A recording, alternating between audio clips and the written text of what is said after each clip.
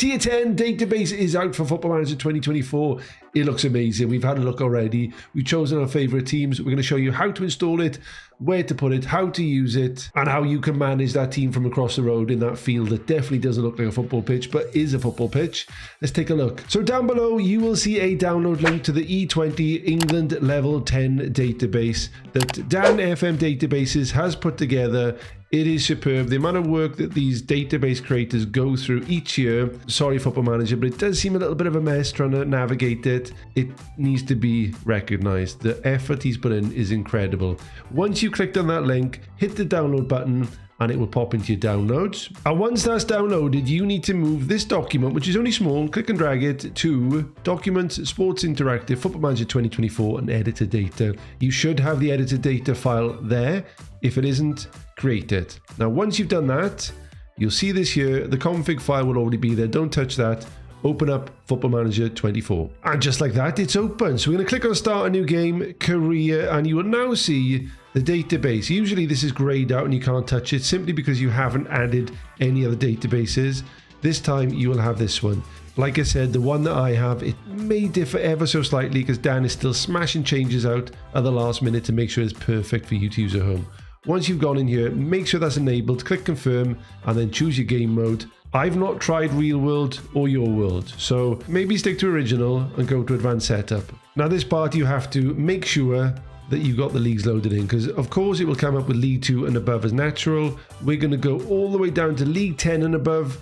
Keep it a small database if you like. You can go up to large. It still runs quite well on my PC. Depending on what you're running with, choose the database that you think is most relevant. We'll stick with small for now. And then you've got the advanced options to add in whatever you want to control your own game. And once that's done, hit start game. And then once you've added your manager into the game, you want to come in to choose a club. So you need an extra long monitor for this one because you come into England, go down to level 10, and then you've got all these divisions.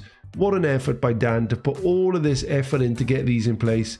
There's so many. I've asked Llama to choose a club. Who are you going for, mate? In a tier 10 database, there's no shortage of tempting options, but I think I might go for the United Counties League, where I take charge of Skegness Town, a club from the coast.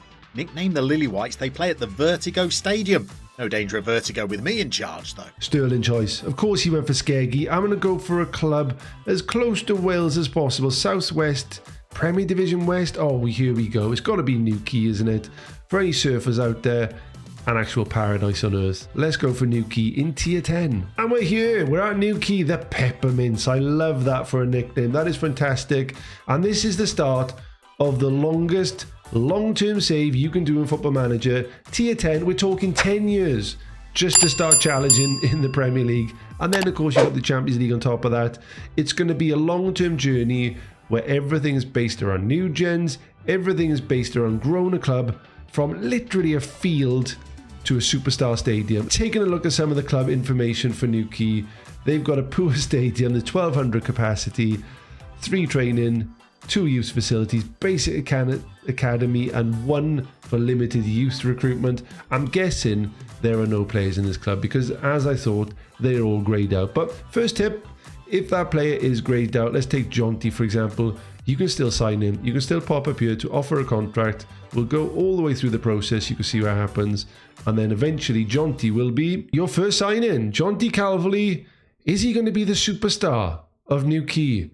With a face like that, I'd be afraid to tell him that he's not going to be. And of course, you're going to find with staff, there's going to be nobody really here. You are very much on your lonesome at the start, but this is the reality of Tier 10 football. Now, I've mentioned the man throughout this several times, but a lot of credit has to go to Dan. He's put so much effort into this, battling against the adversity that is the FM editor. Go and give him a follow. Here's his Twitter. Give the guy a follow, and if you are feeling super generous, chuck him some donations, because the work he does allows us to play this game in a very special way for the next 6 months or so. So Dan, honestly mate, thank you so much. A very whistle-stop tour of the Tier 10 database. Hope you've enjoyed this. Any questions, pop them in down below. We'll answer as many as we can and let us know who you're going to start your journey with. Take care.